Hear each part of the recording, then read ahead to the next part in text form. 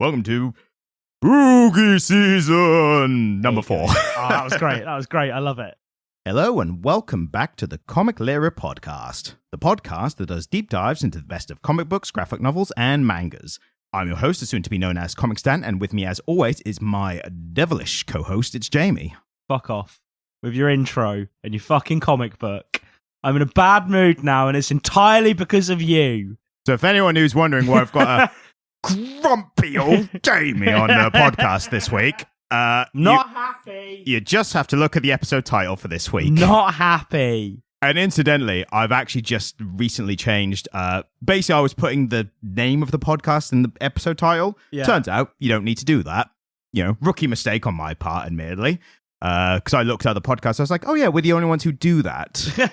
So rather than like trying to be a trendsetter, I was like, no, we'll fall in line. We'll adhere. We'll be sheep in the herd, you know. Oh, we're sheeple. We're sheeple, of course we are. Ugh. But the main point, we're pioneers of panel layout analysis. I've not heard any other panel layout analysis, so... We are the pioneers of it, Ryan. Or we're the only people out there doing God's work. Or comic book pacing is another one. Yeah, no one's talking about the pacing of a physical comic book or digital, whatever.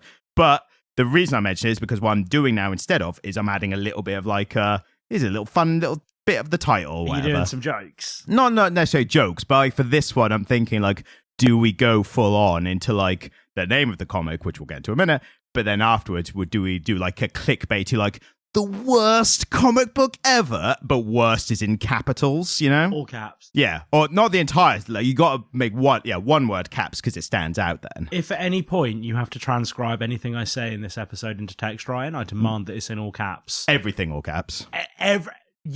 Just... To be fair, I was doing that for the shorts. Dear listener, just imagine that I am speaking in all caps at all times in this episode because I'm not a happy bunny. And imagine that mine is all in Comic Sans because that's that might be a thing going forward. I don't know. I haven't decided yet. You can't use Comic Sans. It is the worst font. That's the point, though. I'm like taking it back. I'm like, actually, I have a drinking buddy who's a typography expert, right? Like that's his job. That's what he lives and breathes.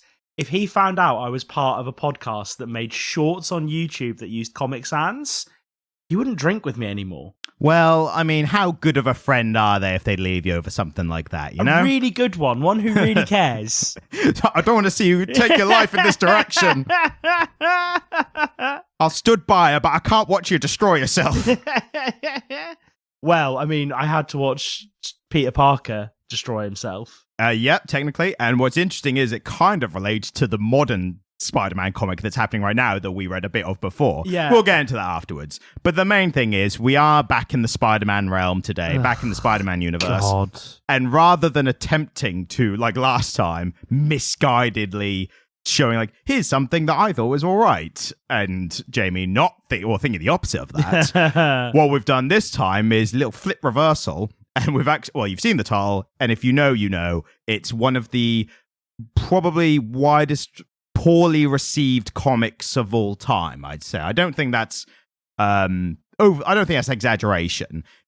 Some people refer to it as the worst comic ever. At least definitely the worst superhero comic, or one of the worst. Bad. We'll get into the specifics, but I mean, that is basically the gist of it. We're doing Spider-Man One More Day. There was a point at which I messaged Ryan and said, this is too bad, I can't talk about it. Like, I actually struggled. I physically struggled. I had to give an inspiring speech like one of those American sports films. Like Good Will Hunting. Yeah. Come on. Or Dead Poet Society. Yeah, that's what I was thinking. Same actor, wrong film. The other Robin Williams, where he's a teacher one. No, if it's Good Will Hunting, I'd be like, you've read the books, but you've never gone to the places, you damn dumb kid, but you're great at math, and I love you like a son, even though you're not. Well done. Yeah. That's a very good dramatic reenactment of Good Will Hunting. That was a direct quote as well. Was it? So I have the script in front of me all the times, obviously. But yeah, I had to give you a bit of a pep talk, like, come on. Captain, my captain. I was like, come on, let's rip it apart. You know, it deserves it. It's like, it's renownedly hated. So you're on the same little bandwagon. And it turns out people were on board with you in some degrees to the last Spider-Man comic. So Yeah, I'm not the only one who felt that way, am I? No, exactly. So now we're going to experience it in a bit more in depth. Do you know I still pull up the screenshots from that comic and say, look how bad it was? I've got some screenshots from this one, Yeah, so they'll be the new ones. I saw now. them on your phone peeking at me. So I think with this one, it goes without saying this is a comic from 2007, 2008. It just followed the original Civil War. The heady days of the late noughties. We are getting straight into it. Honestly, parts of this comic I thought, is it older? Because I'm surprised the style, I'm getting a bit ahead of myself, but the art style made me think it was older. And I'm not to say it was bad, but I'm surprised how the house style was so different only, 14, 13 years ago? 16, but yeah. 16? God damn, yeah. 2007, yeah. Yeah, I never claimed to be good at maths. Neither of us have ever claimed that. I'm laughing because I know what Ryan does for a living. And you're just going to have to guess. Teachers, you say, you're never going to have a calculator in it. For any of our Gen Z listeners, teachers used to warn us that we wouldn't have a calculator all the time. And then within 10 years, we all have a calculator at all times. Exactly. I think the sad irony is that people don't really know how to use calculators anymore. Your plus signs, your minus signs, sometimes a percentage thrown in there. That weird little tick with the thing. Oh, the square root. Yeah. And we know stuff. We know maths. Because we I don't know if they still have them, but can you remember the graphing calculators? Vaguely. I haven't used one in a decade. So the ones that we had this really drab little LCD screen. But they now have good enough screens that you can run Pokemon games on them. And so on the Nuzlocke community that I follow on Reddit, there are kids in school Nuzlocking Pokemon games on their calculators when they're meant to be doing maths. And the thing that charms me the most about it is when they get a shiny. Do you know much about shiny Pokemon in the games? I know shiny cards. That's probably my limit. So shiny Pokemon in the games have a different color. Right. And they're incredibly rare. Becoming less and less rare in the modern games. But in the earlier games, there was no way to game it. There was no way to increase your odds. And we're talking 1 in 6,000. Most people never saw one. And there was this kid with a shiny Pokemon locked onto a calculator with no way to trade it out to another. It was so good. Made my day. I think I've mentioned this before, but the people who put original Doom on a pregnancy test screen, that's that kind of level, isn't it? I think it takes experts to actually get it working. We couldn't do it. I can barely run games on normal consoles. I need help with that. I bet you could get Doom to run an abacus. Yeah, I just count demons that I'm killing in my head. Well, what the fuck else are you going to do with an abacus? And now I think what's going to be your favourite phrase for the next hour or a half or so is back to the comic. Oh, God. Back to the mines. Oh, God. I think I'd rather... No, that's not true. Mining looks miserable. Yes, it looks. That there is a conspiracy theory that the reason Minecraft was so popular was because all the people who are kids should get back in the mines. The children yearn for the mines exactly. is the expression I've seen. But what types of Victorian labour would I rather do than talk about this comic? I think I'm deserved to spend a minute ruminating on this. This would be a great blurb for when it first came out. It's gone to a professional reviewer. Here's a list of all the manual labour I rather would have done than read this comic. I would rather break rocks with a hammer. I think I would rather operate a loom. The loom work doesn't look that demanding. Children lost their hands in the looms. That's why you got the kids with the smaller hands to get in and out. Well, yeah, that's what they were there for, and they would lose their hands in the workhouses. Right. And I would rather do that.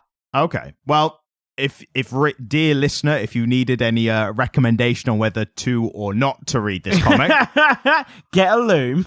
I would say for me, in terms of recommendation, I would say this veers on so bad, and also just the larger ramifications for this popular character. This is not so bad it's good, but so bad it's worth reading. I disagree. So Trolls 2 is so bad it's good. The Room is the ultimate so bad it's good. The Room. And but The Room is just good. The Room, I think The Room goes so far full circle on that one that The Room is just a magical piece of cinema. Yes, but intention is what matters here. It wasn't intended to be a comedy. But it's insightful. It's powerful stuff, The Room. Such amazing, insightful lines like, "Hello, doggy." Oh, hi, Mark. If you know, you know. But I would say in terms of like comic history, I think the so bad they're noteworthy is definitely a thing. Yeah, and I suppose this is noteworthy. I don't know, Ryan. Well, it's interesting because it's kind of bad on two fronts. I think the more...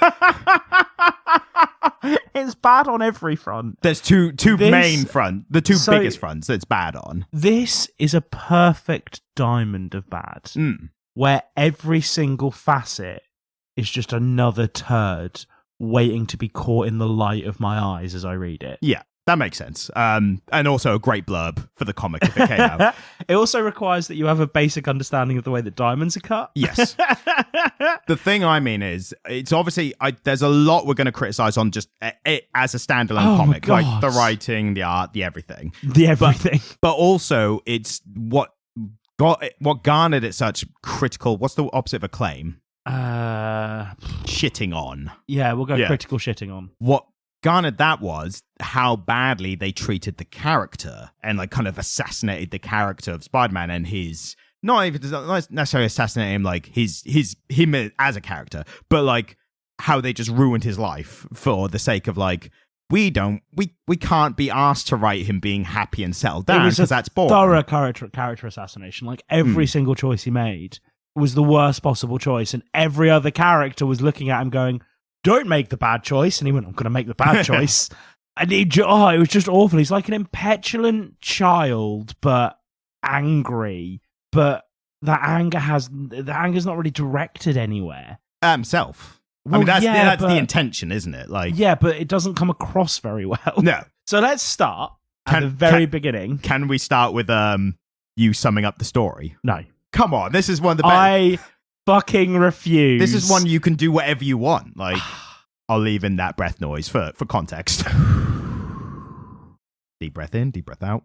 Spider-Man has revealed his identity because of reasons, and Tony Stark is pissed at him, and he's a fugitive, and Aunt May is dying, and he's going to every length to try and save her, but not making any smart choices along the way. Yeah, pretty much. I'd say that's spot on. The only bit I would add for slightly more context, which I think you'll agree is meant to be important to the story, is that Aunt May is killed because someone tried to shoot Peter Parker, and he dodged out of the way and it hit Aunt May. So that's the extra responsibility he feels for. But in the panel when we see that, in the panel where he goes to the other timeline or whatever, Doctor Strange gets involved, so it gets weird. Yeah. He doesn't jump out of the way. He saves Mary Jane, doesn't he? He saves Mary Jane, right? Yeah. And so I'm looking at it and I'm going, you got trolley questioned. Yeah, a little bit, right? Yeah. Like it's a straight up trolley question. Yeah. He could save either one of them. And he saved the one who wasn't in the path of the fucking bullet. Yeah, I don't think that's important. I think his guilt isn't from his actions in the room there and then. His guilt is from revealing his identity, which brought the gunman to attempt to the shooting. Yeah, but there's a lot to criticize. I think that's just one of the few ones. I'm like, actually, that's just fine. Like, it's the rest of it which sucks. So let's start at the very beginning. Sure. The panel layout. Not great. Fucking shocking. It's a bunch of tiny panels showing entire rooms and multiple characters, and it's laid out horribly. Like they're doing this like thirds and then halved again, so it's like 6 panels down, snaking from left to right as it goes down. All of the artwork looks shitty because it's all fucking tiny. I think I have a theory, and I'd have to read a lot more from this era to confirm this or not. I think this era of comics, they were trying to get out of the oversimplified 80s 90s panel layout, which like we saw with the John Romita Senior stuff was like it was big panels, but it was big colors and like bright that colors. Stuff looked great. Yes, but so because the art was so good, you could have these big panels. It was like, look at this great panel. Whereas I think because the art got darker and grittier, they were also trying to do that with the panel layer as well. And so we've been talking about a lot of really modern stuff recently. And we keep coming back to these really soft, warm-toned comics where there's lots of like pale colors and they're all playing against each other. And it's all been really beautiful. And then we got this, which is fucking brown. Yep. Brown and black all everywhere. Only way I can describe it is fucking shit brown. Yep. Like, there's just even, obviously Spider-Man is red. We don't see much of Spider-Man. We mostly see Peter Parker. He's very rarely in the suit because he's in his fuck it era, I suppose. Well, this is the one reason, the one time where it makes sense contextually, because he's like, at one point he's literally like, I'm just web swinging as Peter Parker because everyone knows who I am. So fuck it. Absolutely. But he looks shitty. Yeah. They've even managed to make Mary Jane not look great. How'd you fuck up Mary Jane? Like, it's Mary Jane, pretty ginger woman. That's all you need to do. I think, to be fair, she understandably looks quite sad through most of it. So maybe this isn't the one where it's like the characters don't look as attractive as they are because they're just sad all the time during. Maybe that might be it. If you've experienced any Victorian art, you know the sad can be pretty hot. Well, I had to think about that one for a second, but I guess so. It's kind of that ending of Wedding Crashers kind of vibe.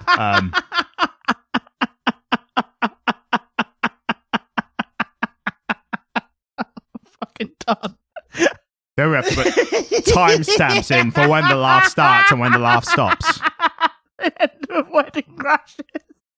Even the cat is looking at you like, dude. It's okay. That just really tickled me.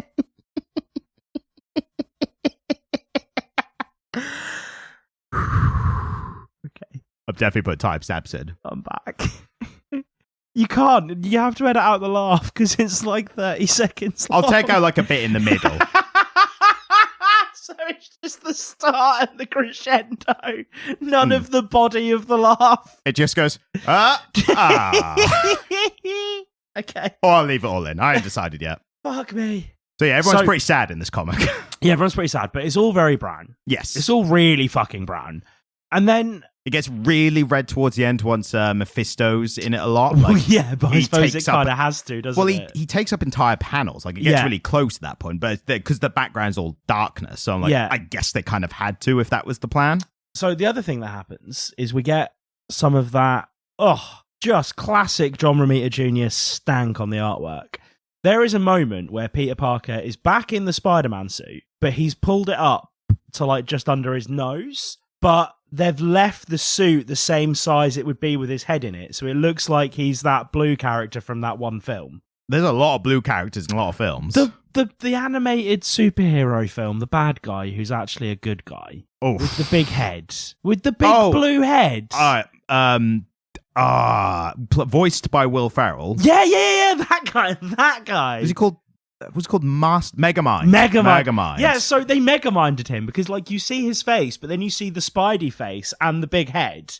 And then just looking at it like, is that all head? Or is his... Because I've always experienced Spider-Man's suit being, like, soft and leathery. I think it changes in interpretation. Sometimes, like, skin-tight spandex. Sometimes it's got a bit of wrinkle in it, like, material. But never solid enough that if he took half the mask off, it would just sit atop his bonds. Maybe it's so, like, he hasn't washed it in a while, and it's just kind of, like, formed a shape.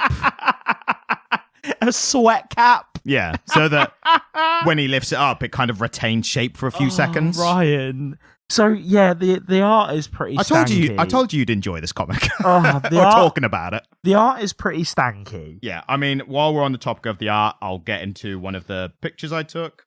Oh, show me. I thought for this... Like, I should clarify, like you mentioned earlier, this was not drawn or illustrated by John Romita Jr. No. We will actually get into the people who did it. Normally, I mention writers and artists up top. We're going to talk about them later because there's a bit to get into with that. Oh, is there? Yeah. But this one shot, I was like, Jamie's not going to like this. Oh, see, I was... The bulging eyes. That's quite late in, isn't it? I can't remember. I don't think so. But just, yeah. I remember it. That first issue especially. And also this one. Where he kind of looks like he's biting his bottom lip. He is pulling like a yeah. But like it's kind of like, so the panel is he's pulling on his web, and there's a mid fight with Iron Man. So he's pulled on the web, and he's pulling with such gusto that he's kind of pulling the Andy Samberg jizz in my pants face. He is.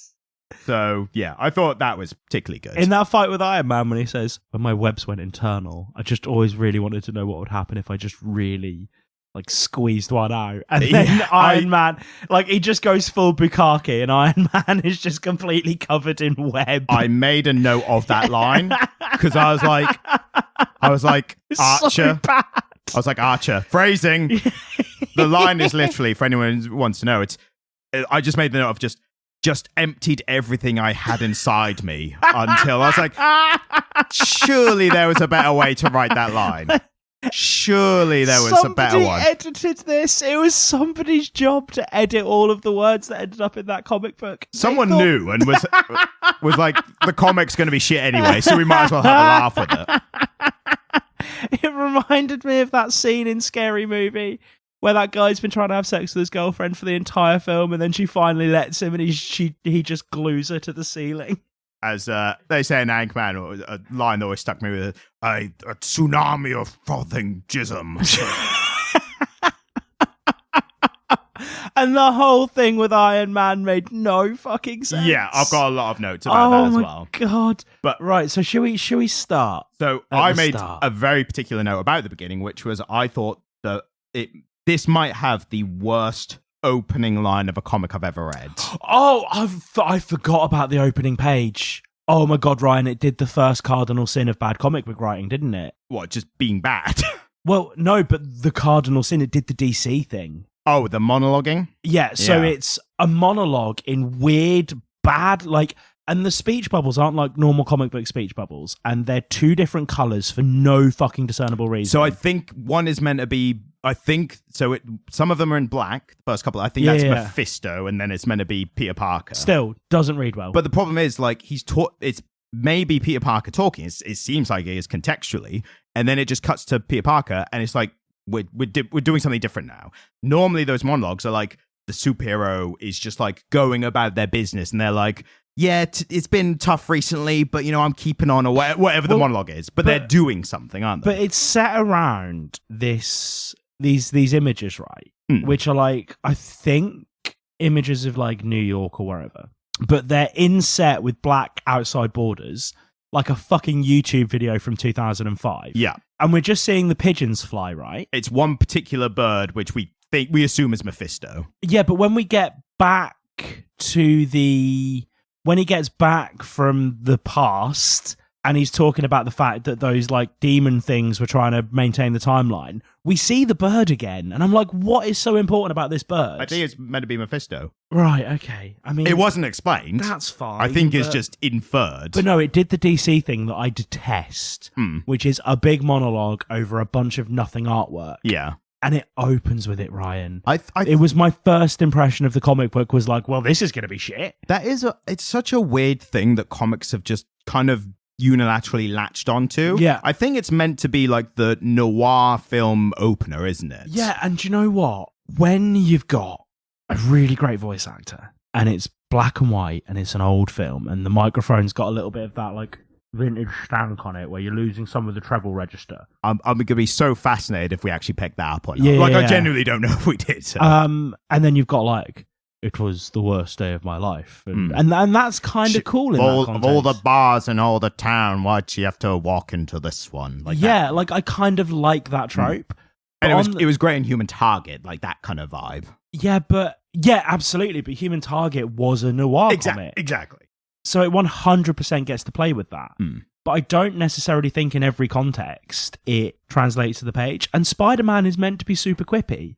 And so the idea that he's having this pensive moment and he's like, oh, I can't believe that my aunt's in the hospital and, everything's gone shit for me. I'm like, I don't need that. I mean, I cannot excuse the lack of quippiness for the context, but I see what you mean. Like, this isn't interesting. Like, this isn't entertaining. The line that, as if people are dying to hear it, is the first panel. It's this monologuing to nothing basically, and the line is, tune your ear to the frequency of despair and cross-reference by the longitude and latitude of a heart in agony. I read that and I was like, what are you on about? It sounds like something. It's one of the most pretentious lines I've ever read. Yeah, it's the kind of thing that one angsty kid who wore eyeliner would write in your GCSE creative writing class. It's faux deepness. I'm 14 years old and this is deep. I'm going to reuse a phrase that I sent to you down Messenger. It's verbose without being profound. Yes, exactly. It's verbosity for the sake of it. It's just words being spunked onto a page like so much fucking web fluid. And when you're trying to start off with profoundness, is that the term? Profundity. When I was thinking of profanity, and I was like, no, that would have made this better. I think when you're trying to start off with that without having any build up at all or context, it's just going to come off as that. Like, well, yeah, because I only care about what a character says once I've seen them say a few things. It reminds me of like other big, like great opening lines, but those are all rooted in the context of how good everything was to follow. So like the first one that comes to mind is like, it was the best of times, it was the worst of times, that kind of stuff. Dickens. But that, like, it's people weren't just like, wow, what a great line, and then just stopped reading. Like, it's because the rest of the story was so great. They were like, oh, and the first line was great as well. Like, so it's like the opening line of The Great Gatsby is, in my younger and more vulnerable years, my father gave me some advice that I've been turning over in my mind ever since. And you read that line, and then you read that in retrospect, and the advice is that not everybody is parceled out equally at birth, the same privileges that you had. And then you think about that in context of the book and how the whole book is about wealth and the attainment of wealth and getting what you want and the American dream. And fuck, that first line punches really hard. But here it's like... But also when you first read it, it doesn't mean much in the beginning, but it's also not trying to do something before it's got started. Exactly. Whereas here, at the very end, like... this opening line wants to be profound, but really it's just saying... It's not earned it at all. Spider-Man is sad. And I'm like, yeah, I get that. But also adding the longitude and... like, what? It's just... And it's like a robot's trying to find depression within their circuit board. It's like, I probably should remove this smile before I attend this robot funeral. So let me find the longitude and latitude of sadness. They're using big words to make themselves sound more photosynthesis. Yes. And at least, luckily, it's just this one line. Oh, that joke did not land. I think it's because you use it all the time around me. Oh, is it? Someone maybe got a kick out of it.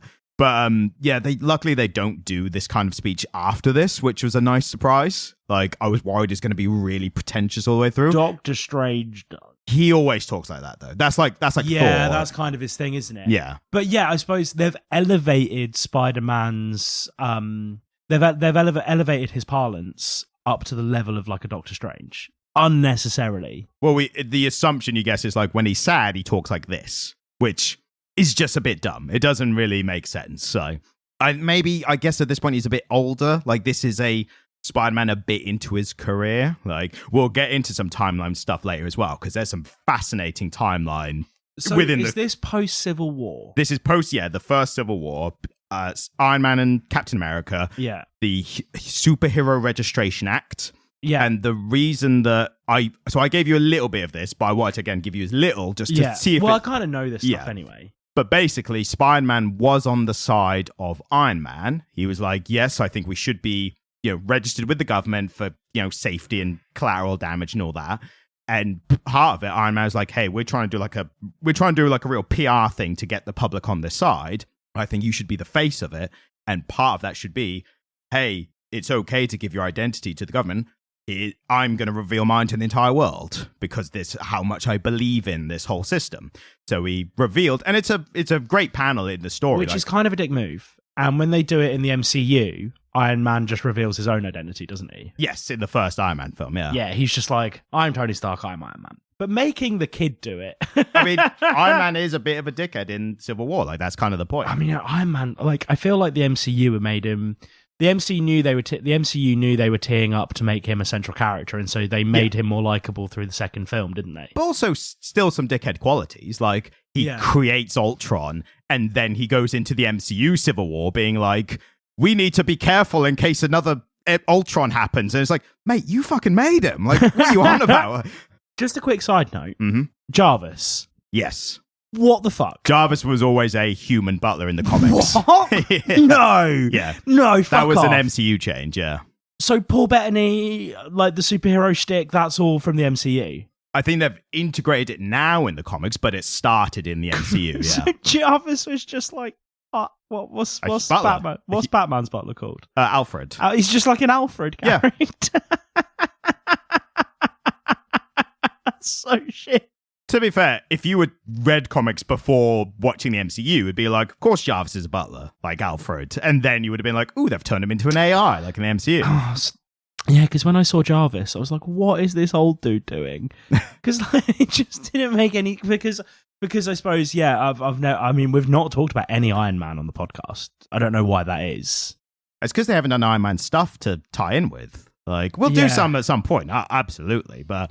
Yeah, it's because Iron Man, I think, has been like a oversaturated character in both the comics and the live action. So now they're not doing as much stuff for him. Like, they're still doing comic book series, but honestly, I've read them and they're just kind of all mid. Like, there hasn't been a great Iron Man comic for a while, in my opinion. Take mid right now. No, because mid is boring. Mid is more boring than this. This is interesting in how bad it is.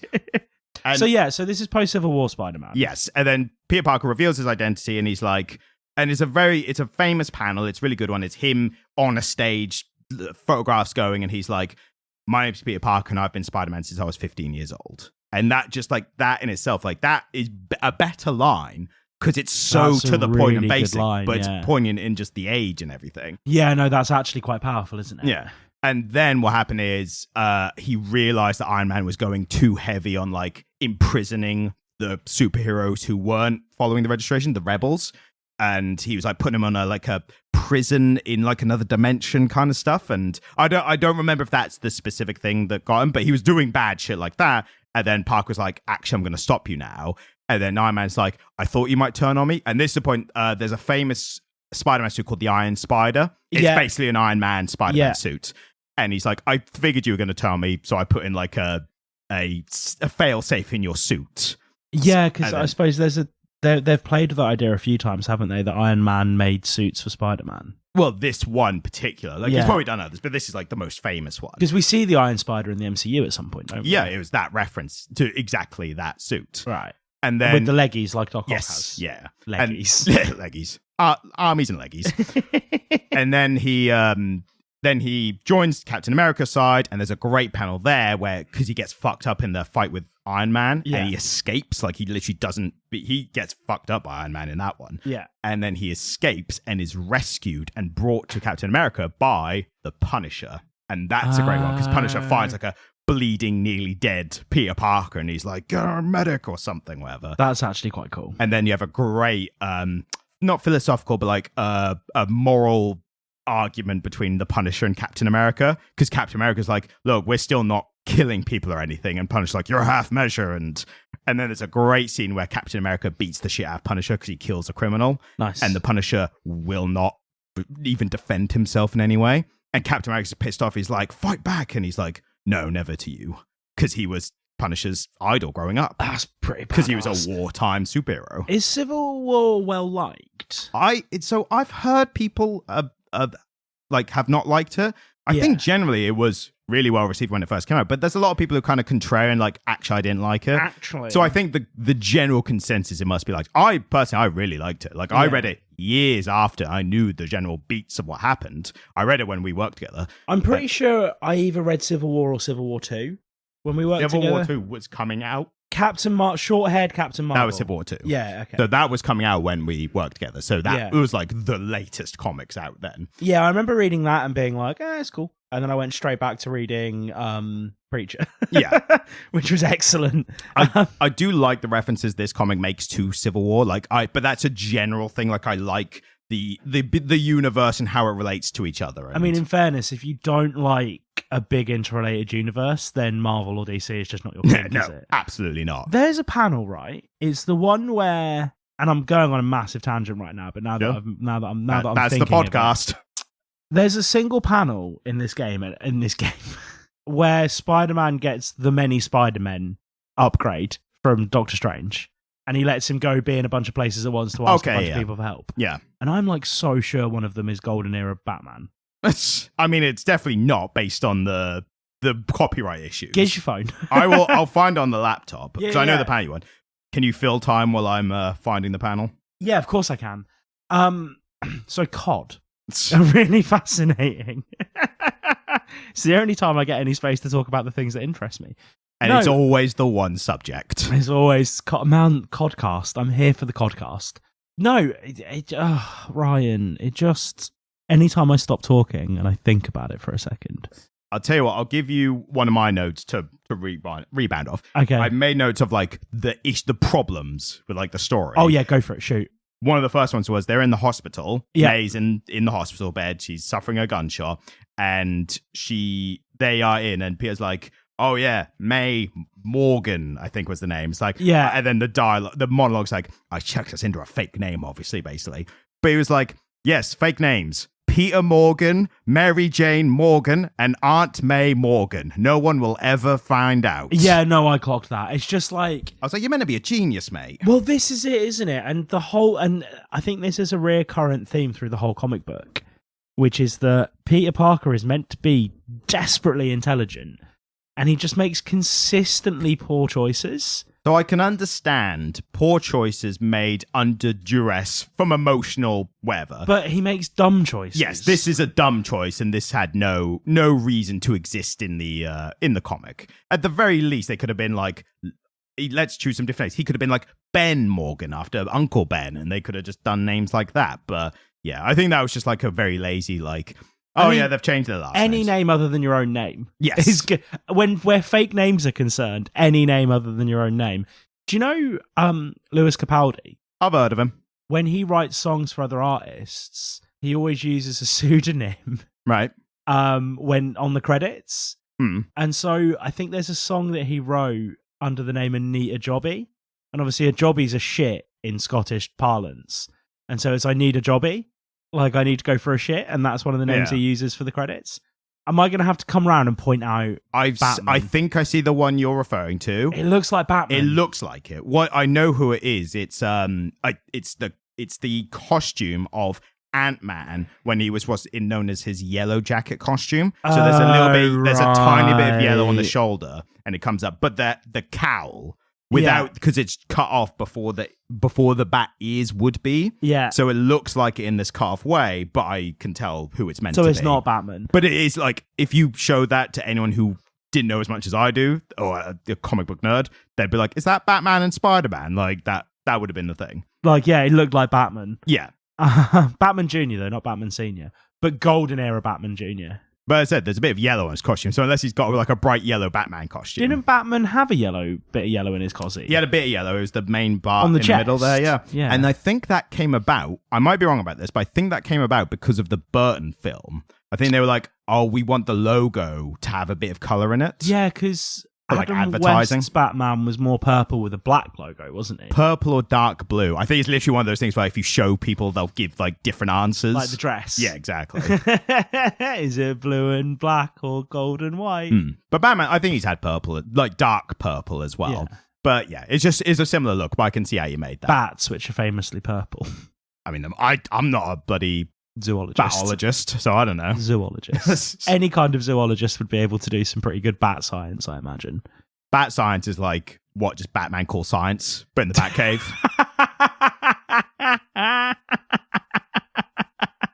Yes, that's now canon. There's a Batman-related joke where Batman and Robin in the Batmobile and it breaks down, and Robin goes, what was it? And Batman goes, I think we might have to change the battery. And he goes, what's a Terry? That's really, is that genuine? It's a joke. I don't think it was in a comic, but I think someone's made it as like so a joke. good. Someone on Reddit or Tumblr or somewhere. But yeah, there's a lot of issues that I made notes of. I thought it was weird that the American characters in this comic were suddenly like, wait, we have to pay for healthcare? Yeah. Like, yeah. Do you not know that? And that would have been really interesting if it was a deeply privileged character like learning about their own system and having that moment of like, oh, I live in an unfair country. Yeah. If it was Batman or Iron Man, that would have been more poignant. They were poor, weren't they? Yes. Like they grew up shit poor. Peter in Queens, Parker is right? famously poor most of the time. And so, yeah, it just doesn't make any sense. And the idea that... The only thing is Parker himself could have been like, wait, how does medicine work? Because he's just not been injured. Like his powers mean he's probably not had to go to a hospital in forever. At best, maybe like Avengers Hospital, which is obviously different. So I can understand him maybe being like, oh shit, yeah, you have to pay, normal peasants have to pay for health, like normal mortals have to pay for healthcare. But Mary Jane would have been like, oh yeah, no, we have to pay. Like this isn't a surprise. You think it's a consideration they would have made, particularly as they're trying to keep a low profile. And nothing makes you more conspicuous in an American hospital than everyone finding out you're fucking poor. I think the depressing reality is that that's not that uncommon. I know, yeah, I suppose. Fuck me. But oh, God, the erosion of the National Health Service. Think about it often. well, at least we can dive into some escapism with No, I don't want to. the surrealness of Peter Parker web swinging was quite good. Something else that I would rather do than read this comic is talk about the privatization of the National Health Service, and that is not a conversation I want to have very often. So, I mean, that's more depressing. I'd rather talk about this shit comic than well, this than is the harsh thing. reality. This comic is so depressing that it's less depressing than the privatization of the National Health Service, Ryan. So, what do you think of Peter Parker web swinging? Well, I mean, I've seen it though. Like, I've seen Tobey Maguire do it. Yeah. For me, it's a little weird seeing in comics. I don't recall seeing in comics before. It's obviously been done before. But, yeah, I mean, we know that he was full to bursting at that point. Yeah, with natural web, which I thought was an odd. Obviously, something's happened before this in the continuity where he's now got natural webbing, and it switches from time to time when the writer just wants to change it up. I feel like the Tobey Maguire Spider-Man, they did that just to get that one shot of his wrist all gooey. I think I assume, and I think I might have heard this before, but I'm not sure. But I think what it was the producers and writers at the time, maybe even Sam Raimi, were just like, it's too complicated to explain web shooters, so let's just make it one of his powers. And to be fair, that does make more sense generally. Like, the main reason that the actual like fans of the comic book wanted the web shooters is because that's how it is in the comics. That's always how it's been. Yeah. So, but in that instance, I can imagine, like, he sticks to walls, he's got spider sense. Like, why wouldn't his body produce webbing from his wrists or something? And there's that fun moment. I've not seen the crossover film, but isn't there that fun moment where Andrew Garfield's Spider-Man and Tom Holland's Spider-Man discover that Tobey Maguire's Spider-Man doesn't need web shooters, and they're like, you guys can't do that? Like, and they're both a bit grossed out by it. Like, oh, that's weird. And then one of them's asking, like, so do you make the webs in your body? Like, where is it stored? And he's like, I don't really want to answer these questions right now.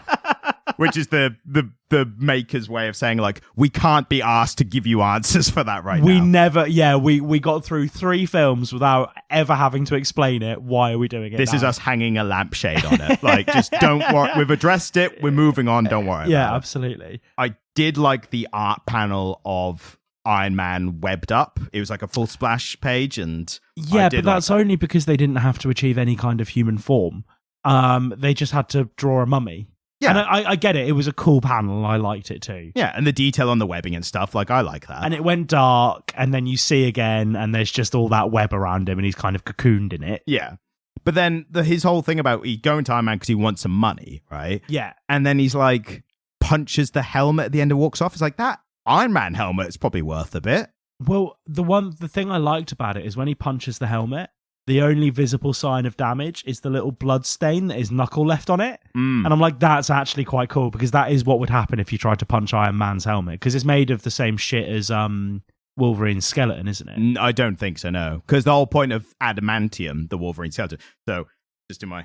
Actually... Oh, it's really heavy, isn't it? It's heavy, and the actual specific science fiction of it is that it's a metal that you can melt down and form once, because after that, the properties of it is it's unbreakable after that. So as an Iron Man suit, you can like make stuff that then couldn't move or be malleable afterwards. Yeah, whereas so it would. Yeah, it would. Wolverine's bones, it's kind of like they're on there forever. Like, you're fucked. I've always wondered what Wolverine's ligaments are made out of. Normal flesh and bone. Oh, they'd have to be made out of some pretty strong shit, though, wouldn't they? So he builds a lot of muscle just by moving, because the metal weighs him down. So it's why he's so bulky despite being short. It's like his entire body is moving this metal skeleton. I love that it's fully canon that Wolverine is both short and Canadian. Yeah. I just find that really charming. And they do a great job of it in the 90s cartoon, don't they? You know, dun-dun-dun, dun-dun-dun-dun, that one. The bit I always remember, my go-to bit for that is that one. Yeah. Like, he's always really short there, isn't he? Yeah, they got it accurate for that. It was always him squaring up to Cyclops, because they were both in love with Jean Grey, and he's always like squaring up to him, like at his forehead, at Cyclops' chin. He's like, "Hey, bubs," which was comic accurate. So that was good. Back to the comic. I'm surprised you said that. Turns out Jarvis and May maybe have a thing at this point. Well, I loved her with his hand like weirdly on the window. Oh, it's so weird, man. I couldn't tell if that was him like doing the bit or that he actually felt it, because we don't know what the previous relationship was here. That was my thing. I thought he was just overacting to sell. For reference, Iron Man tells Spider-Man that there's no way for him to give him money, and then 25 minutes later he sends Jarvis up with $2 million. Just cash. Yeah, and I actually took a picture of that part because that was a part that I also thought was a bit weird writing of the Iron Man character for this. So obviously Iron Man's been a bit of a bastard because of Civil War and everything. But specifically, he's like, Peter Parker makes the point, like, he's like, I need you to pay for her care or else. And he's like, or else what? You threaten me. He's like, no, or else he'll die. Like, that's what I'm appealing to. Yeah, that's the only time that he said anything reasonable. Yeah. But then Iron Man's like, look, any direct help I could give to you could be traced back to me. I could be held liable for aiding, abetting a known criminal. See, this is the one point where I think they actually got a character right. Because what Iron Man did there was give himself a level of deniability. So he said, I almost read that as any direct help that I give you. And then he was sort of saying, no, I can't directly help you. And then indirectly through a third party, a couple mil turns up. And it's like, oh, okay. So Iron Man, because at no point did Iron Man say, I don't want to help.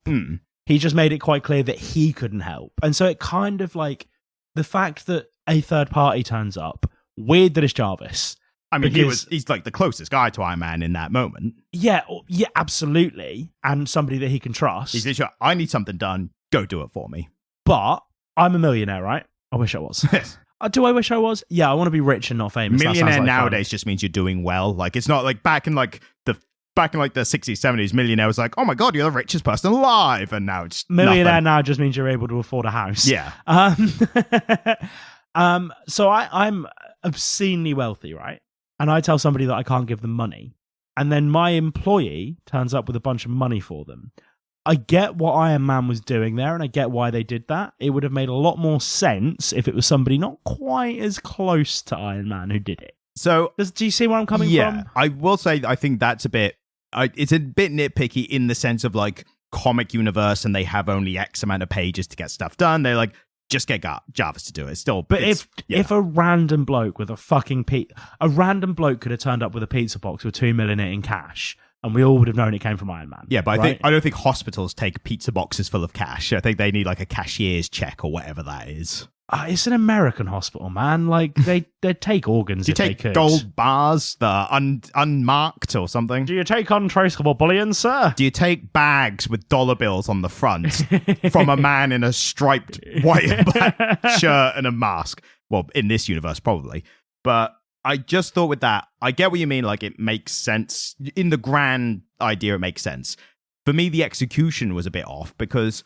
and that's a higher bar for this one. It's like, it's just a bit off. Like, but for me, him being like, I can't help you directly. And I'm like, yeah, fair enough. And he basically like, now fuck off and leave me alone or I'll kill you when I next see you kind of thing. It's like, couldn't you have been a little bit like you did it? Like, I can't help you directly. Wink, wink. Yeah. Like, just calm down. Maybe someone else will come along and help. And maybe some good Samaritan called with a name that's sounds like Barvis or something. Yes. Maybe someone's butler who we'll call Alfred for now or something as a pseudonym. This would have been like when he went off with the many Spideys from Doctor Strange. It would have been the perfect time for him to just go see Batman. It would have been so funny. Like, comic book nerds would have hated it and it would have been great. They would have distracted from all the earned hate of the actual comics. Like, why are you crossing over? Well, DC would have been like, and we're suing you. But yeah, I just thought the whole thing of him being such an ass to Spider-Man in that moment was just to be like, no one's watching you right now. Like, they're not recording. Like, you could have at least got like the point across, like, hey, I'm going to help you, but don't worry, you know. I mean, it's consistent with his characterization because he doesn't take well to people being unkind to him.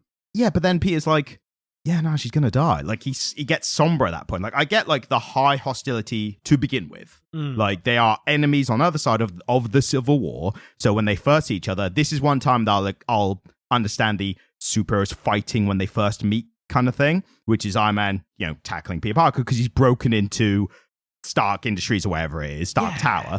And yeah, he's going to be like, right, I'm taking him out before he gets a chance because I know how powerful he is. And then they fight for a bit. And then when it comes down, he's like, yeah, I'm just worried about my aunt who hasn't done anything criminal. Or maybe at best, maybe like she's hid him or whatever.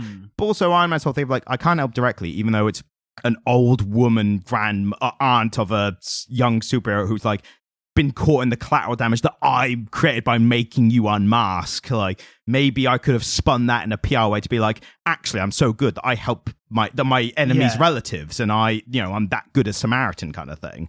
I don't know. It came across a bit weird for me. Like it didn't make as much sense. I mean, it's a puddle in the shit pool. Yeah, we are nitpicking just for our own entertainment, if anything. Yeah, else. at this point. The whole Doctor Strange thing, man. I mean, I can see with that, like, it why. makes sense that, I mean, the Doctor, who's also a wizard, is a pretty reasonable person to go to when you want a fucking medical miracle. Also, around this time, they're making really heavy-handed devil references. Like, people are like, God, I bloody sell my soul to help me. Or bloody storming the gates of hell, he says at one point. It's like, we haven't even got to Mephisto yet. Like, calm down. But it was some pretty heavy foreshadowing, wasn't it? If only there was some kind of devil-like character who I could make a Faustian bargain with. So do you know much about Faustus? No, I only know that, like, reference, like, using it in that correct context. That's it. So Mephistopheles... Probably where Mephisto comes from. It's absolutely where Mephisto comes from. Is a lesser demon. So he's a fallen angel. And Faustus makes a bargain with him. Would you like to know what Faustus gets out of the bargain? When was this? Victorian era. A clean pair of shoes. One well-worn pair of loafers. Not too hard. He gets a book from which he can identify all flora, and a book from which he can identify all fauna. Right. Pretty much it. Plants and animals for our lesser educated people like me. Yeah, no, he gets a book about animals and a book about plants. Cool. And that's pretty much it. And Mephistopheles owns that motherfucker. Right. So that's where it all came from, essentially. Well, I mean, it's probably been one of those things in like deep rooted in like mythology and all that kind of stuff. So, Christopher Marlowe, who wrote the play Dr. Faustus, was actually a bit of a rock star. So he, there's a pretty thriving theory that he is Shakespeare. Right. That conspiracy theory I've heard of, yeah. He was a total rock star. Right. He was a spy. He was a playwright and a spy, beloved of the Queen, and he died with a dagger through the eye in a bar fight. Right. Which is why people think he's Shakespeare, because his writing is a lot like Shakespeare's. And he was a friend of the Queen's, and somebody stabbed him in broad daylight in a bar fight and never got brought to justice. It's the real Pizzagate of its time. Yeah, and so the general, like, it's not the general consensus. It's absolutely an oddball literary conspiracy theory. Cool. That Marlowe faked his own death to get away with a bunch of debt and then went on to become Shakespeare. Okay. And that actually the young kid who was in the Globe giving those plays over was actually Marlowe just sat in a really comfy house somewhere getting to write and just going, here you go, mate, here's another play. I feel like there's some inconsistencies that I could pick up on, but at the same time, I'm like, I don't know enough to accurately make them. So I'm just going to say to anyone listening, do your own research. That's a good phrase these days, isn't it? Oh, yeah, no, 100%. Like that never goes wrong. Yeah. But no, the Mephistophelian thing, like, it makes sense that they would have made a comic book character out of this character. It makes sense that they would have done that. I think making him like fiery red and look really demonic really obscures him from his roots, because they're all like that character in mainstream fiction and literature what did become the devil, didn't it? Like the whole rock and roll thing of like they made a deal with the devil and they became a really great guitar player or rock star or whatever. So I think that had already been co-opted to the point where at this point they were like, we'll call him Mephisto as a reference, but for the reader's sake, we'll make him look like the devil because that fits into what we're doing. There's a whole thing with Robert Johnson, isn't there? You know Robert Johnson? I'm not, no. Robert Johnson is a great blues player, and he lived fast and died young in his 30s, and he travelled from place to place, basically mooching off various women because he was good looking and he could play guitar real good. So he'd go to a new town and just meet a woman and be like, hey, can I come live with you for a bit? Right. And he has a song called Crossroads. This is where Crossroad come from. It's where Clapton got it from. Mm. And so there's a whole theory that he sold his soul to the devil at the crossroads so he could play the way he could. Is it Route 66 or was that a thing that came later? That's just the 'cause of thing that came numbers? later, Right. yeah. I don't even know if Route 66 would have existed at this point in the early 20th century. Again, I only know a bit about the numbering of American roads. I mean, I literally only know that route, so. I can tell you which way they're going based on what number they are. Doesn't help us Not right now. super But interesting. But no, yeah, I suppose that it's a well-worn trope, isn't it? The idea of selling your soul to the devil. yeah. And it's a shortcut retconning for this title, which we'll get into. I don't know how well it plays out. Well, we'll get to that. Getting back to the Doctor Strange parts, because yeah, I do think with this, there were some obvious functional things towards the story. I'm going about this a really weird way. Doctor Stranged him. Yes, Like- and it did help, I think, with the theme of the story at this stage. So, like, the two major things that happens, one is Doctor Strange does this for Peter Parker. He basically shows him, like, hey, just so you don't have to run around to every character who could help in this universe, I'm going to do this spell which shows you all them at once. Yeah. So you don't have to. Basically, it's a tool of, like, here's why Peter Parker doesn't go to every single genius and magician and, god, everyone to He just lets help. all of those conversations play out at once. And I do think that was like it made sense in the moment with the characters concerned, and it allowed the writers just go, we'd just skip past that now. And it was a necessary transition because before then it had been quite a grounded story. Peter Parker has a very real world problem, and we need to transition this into a much more magical superhero story. How do we do that? We bring Doctor Strange on board. And I thought it did make a good metaphor for like how desperate Peter Parker is, showing all the people he would have gone to if it wasn't for this spell. Like, I think it was a good, quick, economical way of showing that, I think. Yeah, convenient. Using the tools of like the tropes of the genre to get past a bit quickly. And it, I suppose on some level it plays with the trope of what I've been calling the Deus Ex character. Yeah. Where a new superhero just drops in and solves everyone's problems. But at least this makes sense in this universe, because if you were Peter Parker in this situation, you'd be like, let me try Doctor Strange, who I know that guy. and he's local to me in New York, and he's a good place to start first. Oh yeah, because Doctor Strange has like a 3-story walk up in Manhattan, doesn't he? Yeah. You see it's got an address, I can't remember it now, but yeah, the Sanctum Sanctorum it's called. Sanctum Sanctorum. Yeah. But at least, again, it just shows like, here's you trying everyone, you don't need to do it now in real life. And that is the thing that character would do. What I found a bit contrived, and this is a thing of like the balance of like science and magic in these kind of universes, it's trying to be like, hey, the big problem right now is May's going to die soon. Turns out magic can't do anything for you. Like, I think that it feels weird to be like, magic can't help a bullet wound. But on the other side, thinking about this a little bit, I do at least appreciate the fact that whenever there's a story of a character using magic to like live forever or, heal themselves or whatever, it always goes badly. And there's an undercurrent in the Marvel universe. I don't know if DC does this as well or not, but there's an undercurrent in like Doctor Strange stories. You see, he constantly uses the phrase, magic always has a price. So the going thing is with magic, you can't just like make yourself infinitely powerful for nothing. Like, there's always a balance, a natural balance within this magical universe. And this is a consistent trope in any fiction, or in a lot of fiction where magic is present. And I think it helps tether it into something a bit more real. And it's a consistent trope, I think, in early mythologies that feature a lot of magic, which is that magic that heals is inherently a bit twisted. There's no shortcuts with magic. It's just like you can't create life, you just transfer it from one form to another. Yes. They're basically using the laws of thermodynamics to govern magic. And that makes sense, doesn't it? Because magic is always portrayed as like it's a type of energy that we just don't really know how to harness. And so it would kind of work the same way as energy works in our world. Yeah. I think that's a useful universe building thing to be like, you can't just do anything with magic. There are its own rules. Yeah. And one way that puts it well in this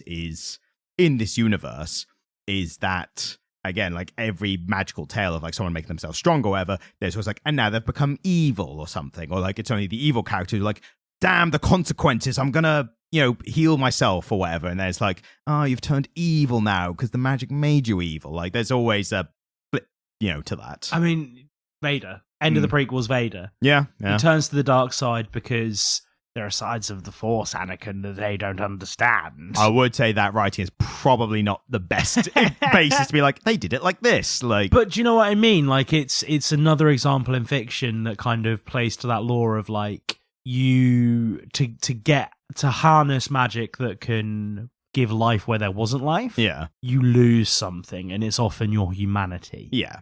Marvel also does a thing at times. I don't know if this is consistent. I've just seen it in a few places where they have this idea that science and magic are kind of separate in the way that magic can't do what science does and science can't do what magic does. So they kind of keep them that way. They keep science characters and magic characters on somewhat equal playing fields, except for their main magic character, who's also kind of a science dude.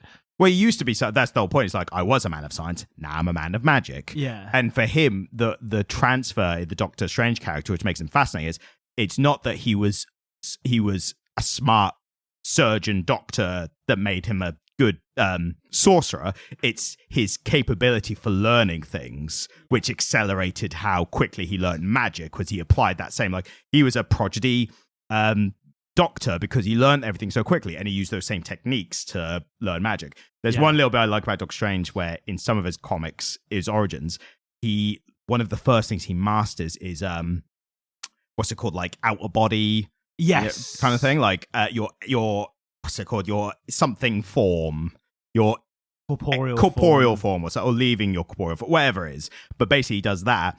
And then at night, when his body's sleeping, he studies while he's asleep. So because he masters that first, he uses that to become an expert on everything else afterwards. So I thought that's like a little, like, he's the only one who thought to do that kind of thing. Didn't do what Rick and Morty did and just use it to get real sick abs.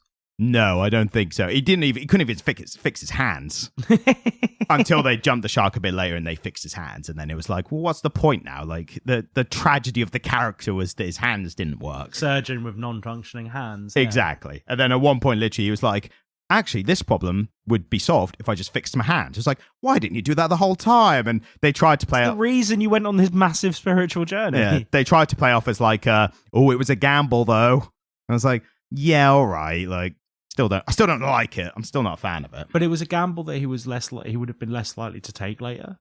If he'd done it right at the start, and you'd be like, he's got 1 foot out of a life that he loves, and he sees a way to get back to that at the start of him having his powers, I'd be like, yeah, that makes sense as a motivation for a character. But once he's also a badass sorcerer, you'd be like, well, being a surgeon's actually a bit pedestrian now that I can do magic. Why would I even bother? And he's also, like, he is self-appointed, like, I've saved this world from magic like several times over because I'm the guy who is holding back all the magical horrible things that could destroy the world. That scene where he stood next to Iron Man and Iron Man punches his chest and the suit materializes around him. And he's like, nanotech, do you like it? And Doctor Strange just kind of looking at it is actually quite cool. Yeah. Any scene that has Iron Man doing his like science techie thing and then Doctor Strange like swirling around and making runes, I'm like, that's actually quite the spectacle. That's quite cool. And this is what I meant by like them keeping on equal ground, to being like science and magic, separate things. Different things. Equal but separate. Equally powerful, yes, but just different. Exactly.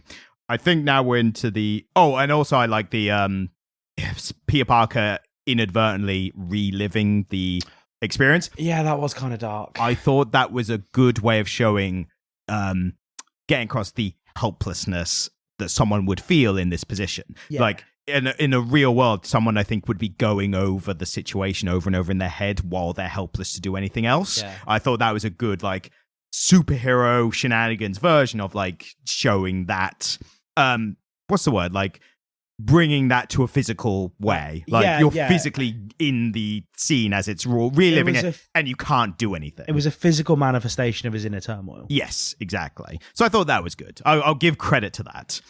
And I'll get to a bit later, but that's where we're kind of crossing the threshold of, like, here's where some good stuff still was happening, and then we get into the Mephisto stuff. River of shit. Yeah. The Mephisto stuff, like, there's a bit of bollocks with, like, Peter Parker, like, meeting what turns out to be alternate versions of him, or, like, alternate timeline versions of him, which is just a kind of, like, unnecessary, wanky kind of, like, Mephisto is about to make you a deal that you can't refuse, kind of things. Like, but first, I'm going to show you other alternate versions of yourself. It's like, but why? Isn't that just superhero shtick though? That's every Marvel comic book at this point. I think it's an attempt to give this kind of like, here's where you could be if you make this deal, like the foreshadowing of the deal I'm about to offer you. But it's just pointless. It's the many demons singing in harmony at him, isn't it? If you were speaking to Mephisto and he's doing this stuff too, you'd be like, can we just get to the deal? Like, or could we just like hurry this up? Like, this is running all bollocks. out of time here. Yes, I'm literally running out of time. Literally, it's called One More Day, and I don't know how long into the day I am in. Did the day start at lunchtime? Did it start in the morning? Like, I have no idea. Did it start when I took that abnormally bad poo? Yes. When did you come online for this last day? I did like, there was a little comic trope use thing where the woman, so here's an issue I've got. The front page of this issue, it does the whole like, who are these other people that Spider-Man's talking to? And what about the mysterious woman in red? And I'm like, if I didn't know what was happening, you've just given away that there's a woman in red about to appear and she's significant. Like, mysterious. You could have got to that. Like, you didn't need to. Basically, I have this pet peeve about front covers of comics giving away the story, giving away spoilers. Like, even though it's not a proper spoiler, but it's like, why though? I feel the same way about movie trailers though. Yeah, well, that's a thing in itself, isn't it? The thing with the comic books is like, no one's looking at the front issue of Spider-Man number whatever and going, oh my god, a mysterious woman in red. Oh, we have to get this issue. Like, that's pointless. Like, there was one issue where they had a little bit on the side that said like, you want to know what's happening, buy the issue. It's not a library, you know. And I was like, libraries have comic books.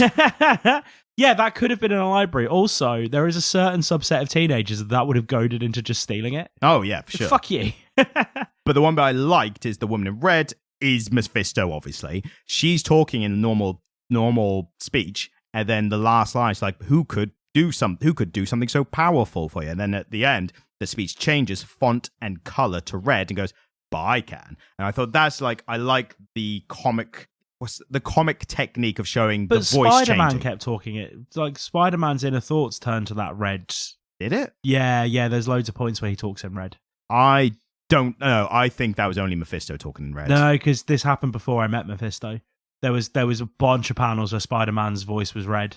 We're going to have to clarify this because I don't think that's correct. So that is absolutely correct. Well, we're going to look it's through an and find out. observation that I made. I'll cut out the silence while we're checking.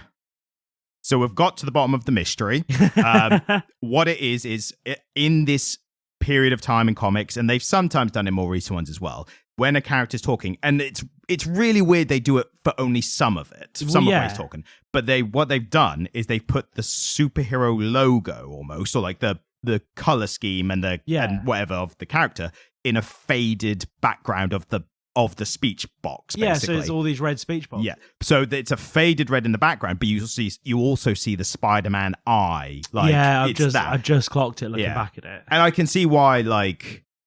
If you don't, because the eye is quite faded, so if you don't see the eye, you're like, oh, this box is a bit red for some reason. So for some reason they did that at this time with Wolverine's would be like yellow, and there'd be like that black ear thing of his thing, or Batman's would be like black with a bat ear shape in the background or something. You'd say that, but you've been calling Spider-Man this entire time, so you've not been following your own. I don't know if I like Spider-Man. Is it that different? No, I should have been calling him Spider-Man. Right, scrap the recording. Let's start again. Well, ADR, you're over you every time.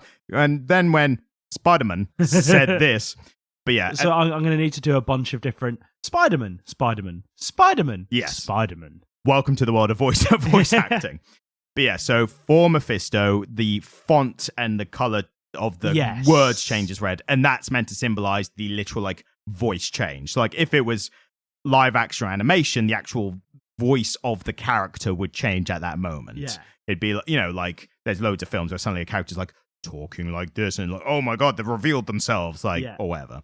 But I did like that as it was a mid change of here's the reveal. As a side note, in the D&D campaign I'm currently playing in, one of our characters for weeks and weeks and weeks, his accent was Brad Pitt from Inglourious Bastards. Buongiorno, like that kind of bad Southern American accent. It was meant to be Italian, wasn't it? Well, so when he did the Buongiorno bit, he was, but his actual accent was he was from Kentucky, right? But then the character's actual voice was Tom Hardy doing Ronnie Cray. Yeah. I came here for a shootout.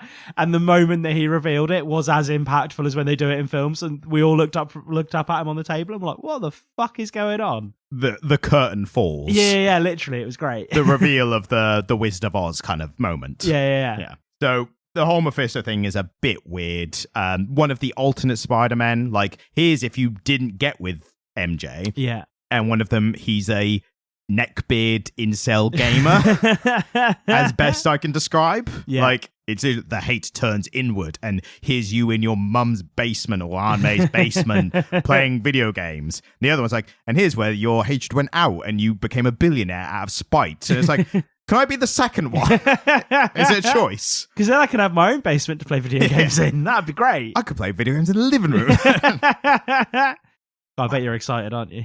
I mean, I would be given that prospect. But the Mephisto stuff gets really contrived at this point. Yeah. And this is the point where, so this is what I was saying earlier, the other way that this was hated, and it's because of the blatant, contrived, just really shoddily done retcon of the series. And the fact that Mephisto is like, I want something from you more valuable than your soul, because people who sell their souls for loved ones are like harder to torture in hell because they have this righteous indignation of like, which but I saved my family member, so fuck you. Which I kind of get. I guess, like if you're doing it, I suppose it's harder to come to resent yourself for a choice that you made in nobility, as opposed to like, I sold my soul so that I could play video games in the living room and not in the basement, right? Like at the end of it, you'd be like, was that 3 hours playing Silent Hill 2 naked really worth it? In hindsight, not a great deal. Like, was shiny hunting in my pants really worth what I'm now getting for it? Probably could have done that anyway. Devil's like, are you sure that's all you want? Because normally, like, I feel bad for you. Like, you could get a little more out of this. What, you just want a book about plants, you fucking weirdo? I'll give you one about animals. The guy's like, I guess. All right, fine. You've twisted me arm. But yeah, the fact that it's really contrived. It's like, actually, I want your couple's love or whatever. Yeah. And specifically, it was also like, and your marriage. And that was the point where I was like, this is the most blatant, like, we are retconning out the marriage of these characters. Like, also, I need your marriage. It's not enough that they could have literally lost the love for each other and been like, well, we're married, but we don't love each other, so I guess we should get divorced now. I think that would have been like a more subtle, like, trapping him in a loveless marriage would have been much worse than being like, and by the way, you've got to divorce her now. Exactly. But you could tell how just over the top the writers was like, we need Peter Parker to be free and single bachelor Spider-Man. Because that's what the readers want. We want a Spider-Man who's just laying cable all over town. Like, you know? John Lennon in the early 60s. Yeah, exactly. I mean, a real Casanova of a Spider-Man, because there's like two other love interests. Well, he's got a few. He gets around a bit. He's not the biggest root rat in the Marvel universe. Gwen Stacy. Yeah, she was like high school girlfriend, like that time period. And for those wondering, the biggest root rat in the Marvel universe is Daredevil. Daredevil gets around. Like, really? Yeah. There's a joke in the Netflix show, which is great, where it's like, Foggy Nelson, his best friend, is like, how is it that you always attract beautiful women or like get with beautiful women? And Matt Murdock, still hiding his identity, is like, how would I know they're attractive? And Foggy's like, that's the scary part. Like, yeah, no, I was about to say they're all hot if you're blind. Yeah. But he's like, that's the scary part. You know somehow. Like, that's so funny. That's so funny. Because as you were setting that joke up, I was like, I know where the punchline is. I know where the punchline is, and it's a fucking blind joke. Yeah, but it's Daredevil. Like, that's... I suppose he gets to make them, doesn't he? Yeah. But, I mean, Foggy Nelson's, like, best friends with them all through, like, law school and stuff, so they've got that relationship. But... By the way, Foggy Nelson? Yeah, it's his name. I don't know. I think Foggy's, like, a nickname or something. Like, I think if his full name is something different, but, yeah, he's referred to as Foggy. Nelson and Murdoch, attorneys at law, or whatever. The Netflix show is amazing. Anyone who hasn't watched it, it's one of the best superhero TV shows ever made. Like, ridiculously. I've not watched it. It's fantastic. I think even you would like it. Yeah? Yeah. Dark, gritty, but not, like, pretentiously, if that makes sense. I mean, in fairness, I think at this point I've consumed more superhero content than the average person. Oh, for sure, yeah. But there's still a few films and TV shows you could watch. That'll be when we do the paywall content. It's like, we're doing Daredevil, the Netflix show now. I'm a terrible reviewer of TV. I don't have the skill set required for that shit. Fair enough. I appreciate your honesty at the very least. Now, back to Mephisto. Yeah, we're in the weeds now. So again, Mephisto is doing this really contrived, like, I need this specifically. Yeah. And I think at one point, like, there was one point where I was scared how dumb Peter Parker was going to be in this. Yeah. So there's a part where basically Mephisto has presented this option. And also he's at one point, he's like, yeah, because you have like the rarest love at all, the most unconditional love that was like confirmed by the glory of he who I hate the most, God, basically. Yeah. It's like, is it that rare that there's happy married couples? And not just happy, New like, York. unconditional love. And also, it depends where you look at it in terms of the word unconditional. Because unconditional love gets thrown around a lot, right? Is it that unconditional when the condition that they're removing love now is, well, I get Aunt May back? Yes. So was it unconditional love? Because that kind of goes... I think Mephisto's just talking out of his ass at this point. Well, it's just bollocks, isn't it? Yeah. He's literally just being like, I'm an arsehole, but I'm trying to justify why it's so good for me. And again, Aunt May's an old woman. I imagine if Aunt May heard him like being like, oh, she would have told him no. You're taking a shit on your marriage for me. She's like, I'm 76, mate. I do at least appreciate that they are... I could break a hip any day. And they do at least address that. Yeah. Like, I will credit the comic a little bit in that way, because at least, like, Mary Jane, she says, like, she is getting on, like, and this is what I was saying. I was so scared because at one point MJ was like, "Don't hate me for what I'm about to say. You know, she is getting on a bit. Is this something you really want to do, or you know, like, would it kind of more naturally closer to her time anyway?" And I was relieved when Peter Parker was like, "I have been thinking the same thing." Yeah. I was so scared he was going to be like, "How dare you? She's my aunt. I could I thought he was going to be like a real asshole about it. Yeah. I was genuinely relieved when he was like, yeah, I've been thinking the same. And I do at least appreciate that his whole thing is he feels so responsible for her being in the position that he feels the need to fix it. And that's addressed with Doctor Strange as well, where Doctor Strange, he says, it's a running theme throughout. If she died peacefully in her sleep, and Doctor Strange said, well, would that be any less painful? And he's like, no, but it wouldn't be my fault. Yes. And again, I suppose this highlights something that I don't really think of with Spider-Man. I think of Peter Parker as actually being quite a selfless bloke. And really, he's not trying to prolong Aunt May's life to prolong her life.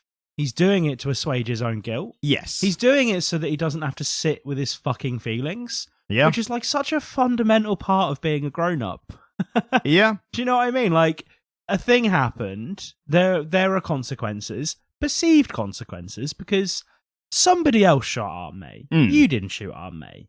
Like, yeah, I'm aware that it's a series of events that was kind of set in motion by your actions, but it's not your fault, my G. Yeah. And you're not doing this to prolong her life. At no point does he really talk about Aunt May and all this. He just says, well, I need to not feel guilty anymore. Yeah. And it's like, a couple months of therapy would have solved this problem. But then that's like the running thing of superheroes in general. It's like they go through this trauma that makes them this unhealthily selfless person. Yeah. To the point where it's like, maybe if you went to therapy, you wouldn't feel the need to dress up as a bat or whatever. Maybe you wouldn't feel the need to fight with weird criminals in the street. Exactly. So that's like a larger criticism, which I think this story could have done a good story. Yeah. Where the ending is Peter kind of reconciling that feeling. I think this is something really interesting that we've never touched on, and it is a deep-seated part of what I don't like about superheroes. Is that superheroes get all these powers, and the thing that they use them for is, to one degree or another, fighting some form of crime. Yeah. Whether that be an existential threat from, like, aliens, or it's supervillains that only really exist because they exist. There are so many more useful things that all of these deeply enhanced people could be doing with their time to actually benefit humanity. Like, they're there fighting crime, and I'm like, you realise that if you just use some of the power that you have to, you know, end, like, I don't know, poverty. Well, there would be a lot less crime. And if people weren't as disillusioned, maybe there wouldn't be supervillains. Maybe Mr. Batman or Mr. Stark, you need to consider using your immense wealth to better the people around you as opposed to making yourself a better suit to fight these criminals who actually are just really disenfranchised. I think, and I agree with you that is a kind of hole in the logic of superheroes. I think the reason why, I mean, when superheroes first started, everyone was pretty anti-crime. Like, being a criminal was the worst thing. When they started in like the 40s, 50s, like the worst thing you could be as a criminal. It wasn't until like the 60s you had that kind of rebel without a cause, like they're on the wrong side of the tracks, but they're still a good person at heart, kind of, that kind of thing. But I think the large thing modern day, and it's kind of stuck in now, is if you address those kind of issues, you start getting into some sketchy political areas where I think I don't want to go into like the big corporations that make this shit don't want us to be thinking about. I don't want to get too Joe Rogan about it. But I that's what I mean. It's like, I think once you start addressing that kind of stuff, and I've had that thought of like, what if there was a superhero who was trying to stop all war? Well, as soon as you get into that, you get into the politics. People are like, well, no, but this war's good though, because that's on our side. And that's when you get into like, oh, that's why they can't do that stuff. It's like, you could just send Frozone in to deal with the... So there's... like, just refreeze everything and be like... freeze the ice caps. Yeah, like, we've got another 30 years, lads. Let's get to it. Do you know what I mean? There's some good writings where they... stick Superman in a fucking reactor and just give everyone in New York free power. There's some good writings where they do address stuff like that. Like, the common criticism is Batman, obviously. Batman. That he... like, oh, he's beating up criminals, but he's just beating up the poor who are stealing... The misconception there is like someone stealing a loaf of bread to feed their family and Batman fucking paralyzes them or something. But in good writings, like, you have to adapt to this modern age. Bruce Wayne is using his money to try and better the city in every other way as well. He's like funding orphanages so that they're like looked after and don't have to fall through the cracks of society and things like that. So he is trying to fight it on both ways. Like, that's when the character's written well, because they have that realization. Like, he starts off being like, I'm gonna kill, he's not gonna kill, obviously, I'm gonna stop anyone from getting mugged. Like, that's his one thing. And then he learns over his superhero time that he's like, actually, I can use this money to do this stuff, but also the powerful supervillains still need to be taken down as well.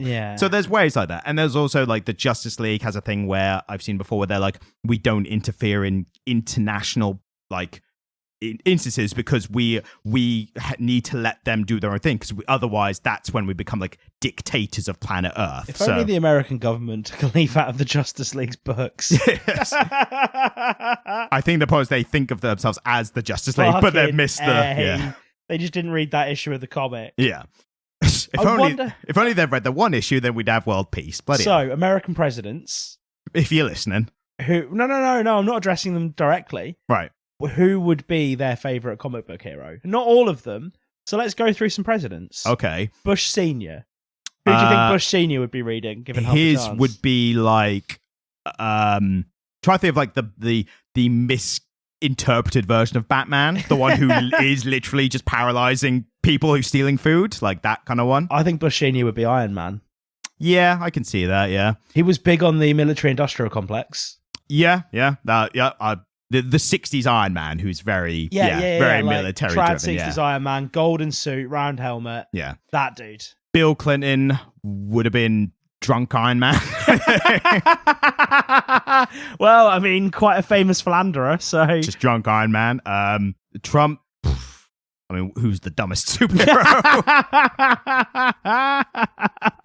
This is a fun game. Do you know Lex Luthor became president in the comics? And part of him becoming president was he actually removed himself from all of his businesses. Oh, well. So Lex Luthor had a higher level of integrity ethics than Donald Trump. That's so funny. And one could argue Lex Luthor had better hair. So, well, yeah.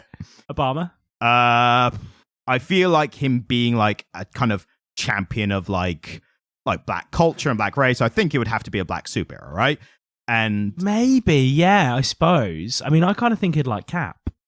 oh yeah, I think he'd align himself, I think, with Captain America. Yeah. Maybe Sam Wilson, Captain America. And again, I'm not doing the... We don't want to stereotype. Yeah, I'm not doing the black president likes the black superhero, but I think the Sam Wilson character does have a lot of... I mean, especially in the modern version, he has a lot of like...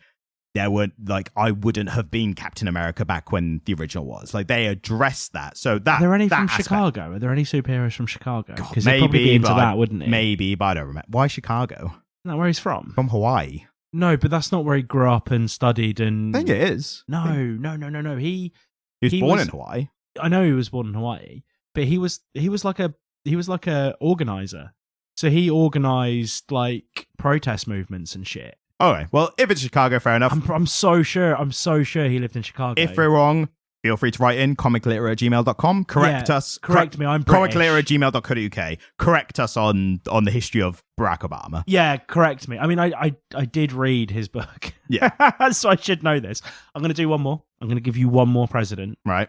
But it's a little bit of a left of field one. Right. Eisenhower. He would be... I'm trying to think of a superhero that's just like a walking non-stop, like he'd be like the Juggernaut almost of not a superhero, I understand. He has been good at some points, yeah, but just like a non-stop, like once he gets moving, you can't do anything to stop him. Or some kind of nuclear power based superhero. One of those. And then I'm going to do one more for Captain Atom. Captain Atom. Yeah. And then the last one I'm going to do is one for myself, which is that LBJ would have fucking loved the Hulk.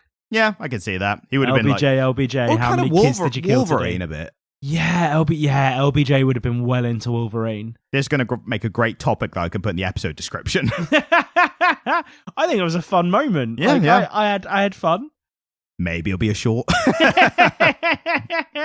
Who knows? Back to the comic. Well, we're kind of at the end of it. I got it in. We're almost at the end. I mean, the only part I was only going to touch on after this is post-deal making.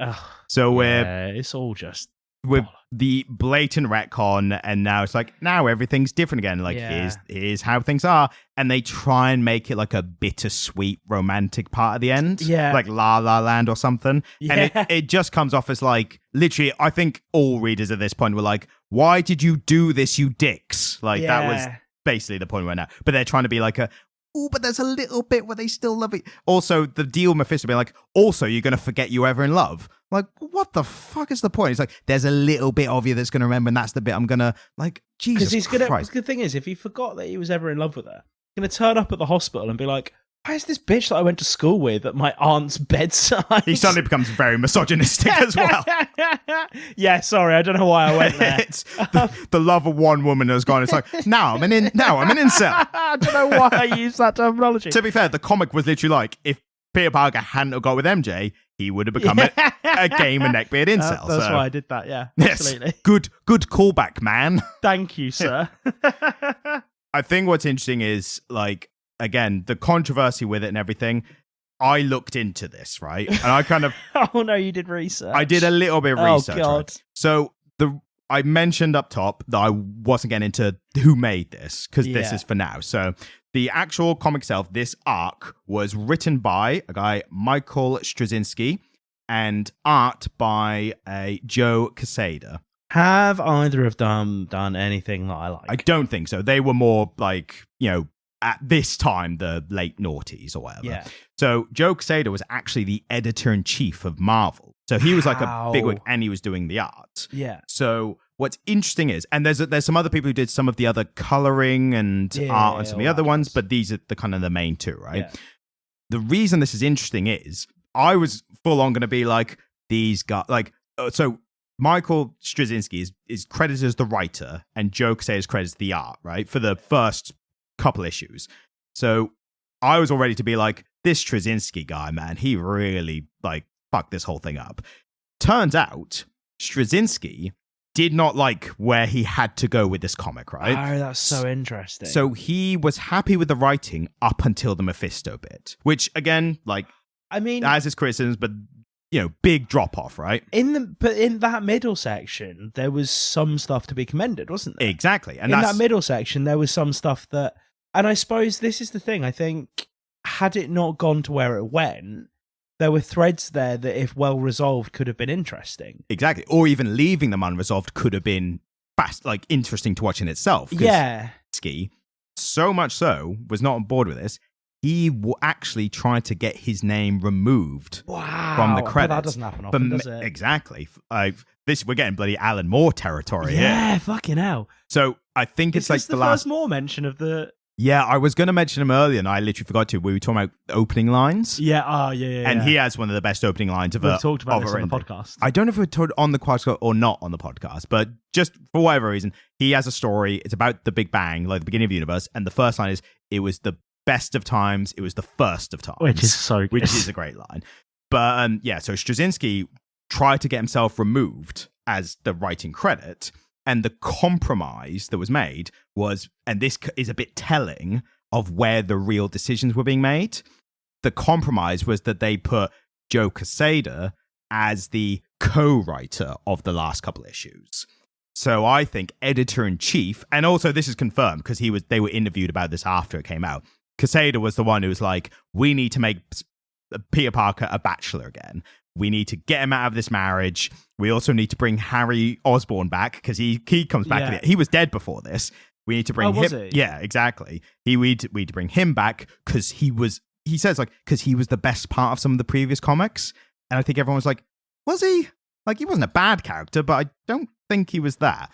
But I suppose he'd been kicking about for a while, hadn't he? Yeah, he's a long-term character. And fair enough bringing him back. I don't think that was enough reason to ruin the marriage. Yeah, all the growth that had been achieved over all these years with Spidey. But this actually harkens back to why modern Spider-Man comics are not as well received as they used to be. Yeah. There's been good parts, obviously.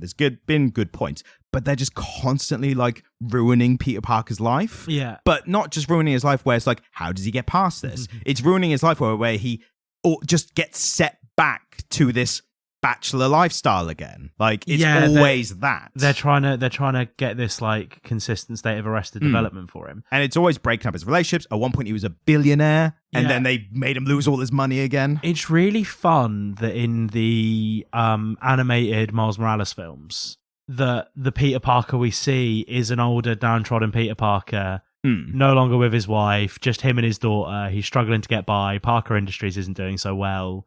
It's interesting that he didn't have Park Industries in that. Oh, did he not? No, he was just poor. But it's interesting that they kind of play with that idea there to really great effect. And what was good about that was a slow, realistic breakdown of a marriage like that, and they're constantly trying to shortcut this. They're we need to break them up now, and for him to not be sad about it. But you know what? If I got a full 12 to 15 issue run of an older Spider-Man with children trying to balance the stresses and strains of a family life alongside managing Parker Industries and continuing to be Spider-Man as he's getting older. And we watch his marriage breakdown, and it's like that film with Adam Driver in it. Marriage Story. Yeah. Imagine Marriage Story set to a high-flying CEO Peter Parker who's also still trying to be Spidey, maybe even trying to fill Tony Stark's shoes in a universe that doesn't have Stark Industries anymore. Yeah. And his marriage eroding there. That would be some fascinating shit. Exactly. But again, the whole blatant retconning with Mephisto is you're going to break up, you're never going to be married, and you're going to forget about it. It's just shortcutting in the most dumb way to get him to this point where Did we just come up with the storyline that's going to save Spider-Man? I think it's going to take a lot more. I think it just takes some good writing. Just write things as they We happen. just came up with a killer comic book, Ryan. Again, Marvel, if you listen. £25 a week, get us on board, give me a half-decent artist, I know a few, and we'll just get down to it, right? We'll just get right about it. So one of the interesting quotes that I was kind of haphazing earlier, but I've got here is, Quesada literally was talking about some of the ideas they were trying to bring in to get Parker back to this place where they wanted him. One of them was bringing back Gwen Stacy, who had died 30 years earlier, and apparently he was going to resurrect her, which they've kind of done in ways since then in other ways, but apparently the creative team elected to resurrect another character, Harry Osborn, as we've seen. Quesada explained his decision by claiming The Amazing Spider-Man was so much more fun with Harry in it. I was was it though? I don't think he was the make or break of whether Spider-Man was good or not. Yeah. And yeah, as I said, Straczynski claimed that he had asked Quesada to have his name taken off the final 2 issues of One More Day. Ultimately, Straczynski was still credited, but significantly, Quesada was listed as co-writer for the final issue. And that was disagreement on how to explain the Parker separation. So Straczynski was like, "We can't do this. This sucks." And this is a modern problem that's continued. Yeah. Is writers, as we can tell, trying to do these good stories, and the editor or the publisher being like, "We need you to do these story beats as well." Yeah. And the writers just being like, "Jesus, this ruins everything. Like this, or this it makes it really difficult to do the good story that I wanted to do." Yeah. And the other thing that I found interesting was, I didn't know this, the marriage that got broken up here in 2007, they got married canonically in 1980, well, not canonically, but they got married in 1987, like So publishing. they've been married for the lifetime 20 of a lot of years. comic book fans. Yeah. And then they were just like, actually, Mephisto's just made you forget it now, so it's done. It's so crazy. And I was reading the timeline. And I know they sort of say, oh, the Spider-Man comics were better with Harry Osborn in them. But what One person said that. Yeah. But what is Spider-Man without MJ? Well, as we saw, not as good. She makes him. Yeah, she is like the biggest part of his personal life. And they keep coming back because that's what people want, but then they keep breaking them up again. And the reason I think doing this comic now is so interesting for anyone who's listening, who is reading it, the current Spider-Man comic that's out now, which is a continuation from the one we did. So it's like the later issues of Isn't that. MJ married to somebody else at this point? Yes. Yeah. To Paul, who is like a hated character because he's the reason they're not together. What they're doing now, they're basically turned Spider-Man evil. So what's happening right now, spoilers for the Spider-Man comic that's happening now, he got, in a contrived superhero shenanigans way, he got given the sins of Norman Osborn. So Norman Osborn had been redeemed earlier and was like trying to become good again or prove that he had been rehabilitated. But then the same way that his evil got removed, it's been put into Spider-Man. Ugh. And that can be interesting in itself. But basically, Spider-Man's gone, I fucking hate everyone now. And like he's like kicking off at Mary Jane, who also has powers somehow. I can't be asked to get into her. But he's like, they're having a superhero fight. So is this death of Aunt May canonical? No, she didn't die in this. Well, I know, but like, is this like, sorry, is what happened here canonical? Like, yes, it continued, yeah. Does Aunt May die at some point? She might have at some point. I don't think, no, she hasn't in the current one. At least, not that I know of. Yeah, I mean, it doesn't make any sense, Ryan. No, of course not. It's bad. But I thought the interesting behind the scenes was like, I think it's very fascinating. telling. And I think this is one of those little corners of the artistic world where this kind of thing is so likely to happen, because even relative to like book publishing, the margins are quite tight and the budgets are quite high. Like in book publishing, there is just one person who you throw $100,000 at to finish their book off, and then that's what you've sunk into it. Yeah. To make this, more money than that would have been spent. Yes, exactly. Inevitably. And so it's kind of, this medium is really vulnerable to that. If you think about it. And I agree with you. There's so much that we're reading right now, particularly when we get into the big two. Yeah. Where you just get this sense that this is what's happening behind the scenes when this stuff is being made. And ultimately it suffers for it. And the only reason that this came out at all is because of the backlash. Like, oh, really? Well, I think like they were interviewed and people were like, why did you do that? And that's why they were giving these answers to that kind of question, I think. Well, oh, what, you mean the interview came out? Yeah, so people they were doing Right. interviews just generally afterwards, normally to promote whatever was coming next. And the interviewers were like, hey, you did One More Day, right? One question, why? And they were giving their answers. But no, I think it's interesting because we keep having this conversation about comic books where we talk about the fact that we both get the sense that what we're reading is like a compromised product.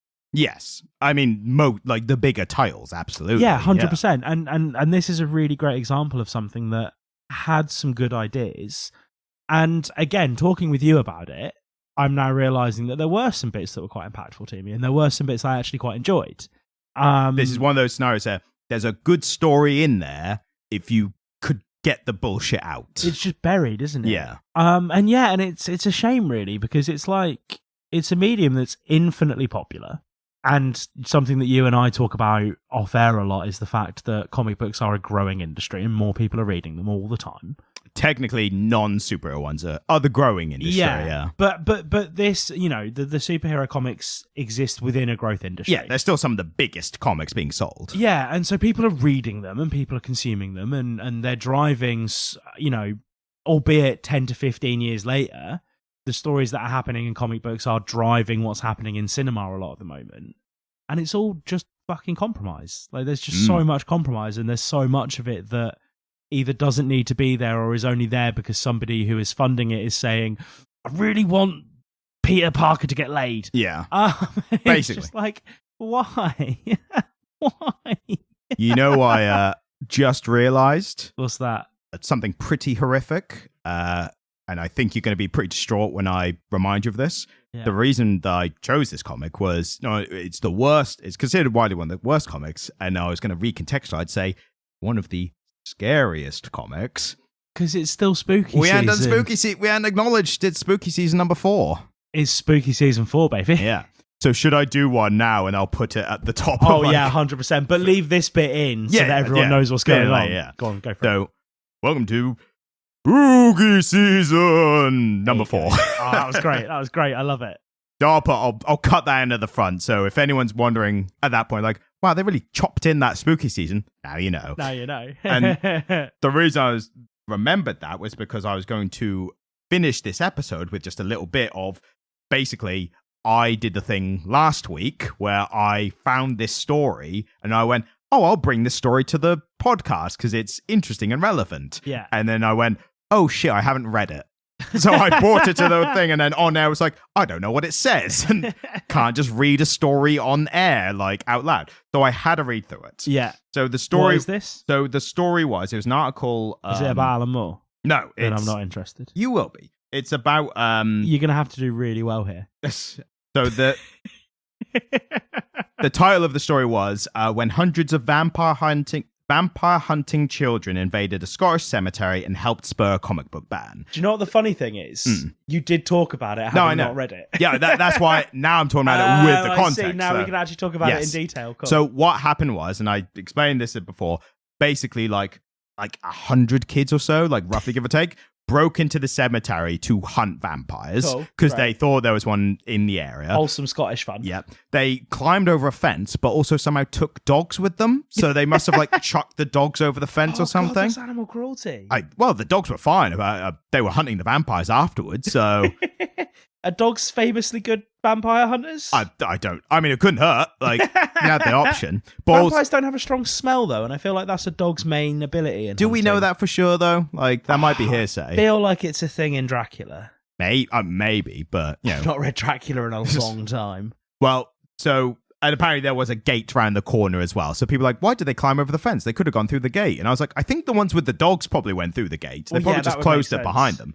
But yeah, so the police went round because, you know, bunch of kids, they thought it was vandals, which wasn't uncommon in this cemetery part, but found all these kids with makeshift weapons, the tomahawks and everything. Makeshift tomahawks. Yeah. And apparently some of the locals described it, and this was like it's a very British thing, even for Scotland. But the reason the police were reported was because people nearby said the excited shouts and screams grew so loud that normal conversation was impossible. And that just gives like, that's the modern version. Like, I can't even hear myself think with all this children's laughter going on. Like, police, shut them up. So this was in the news. And basically what happened was, because it was in the news, there was a mainstream media reaction of, it's the comic books that are the problem. Oh, God. This is probably one of the earliest instances of kids are messing around, screwing around. It's all the violent comics they're reading. So when did this happen? This happened in 1954. Wow, I thought this was recent. No. 1954. Yes. So, oh my God. And this is why they blamed comics, because that was the thing that kids were doing at the time that was like kind of violent. So this happened just after America brought in their Comics Code Authority thing from probably one of their earliest. It's X or Y that's influencing the kids.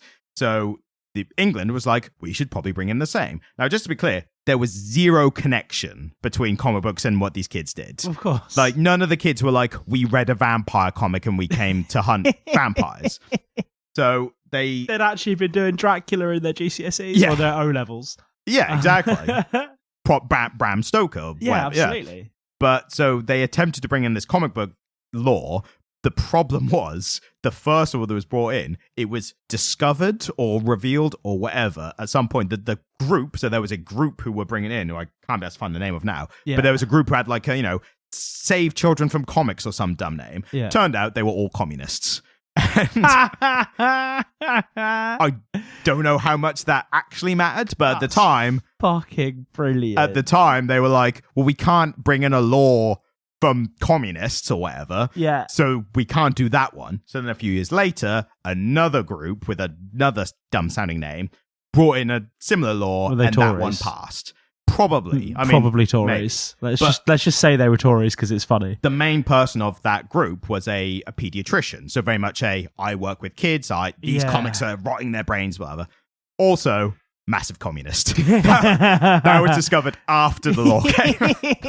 The law went through and they were like, haha, it was a communist as well.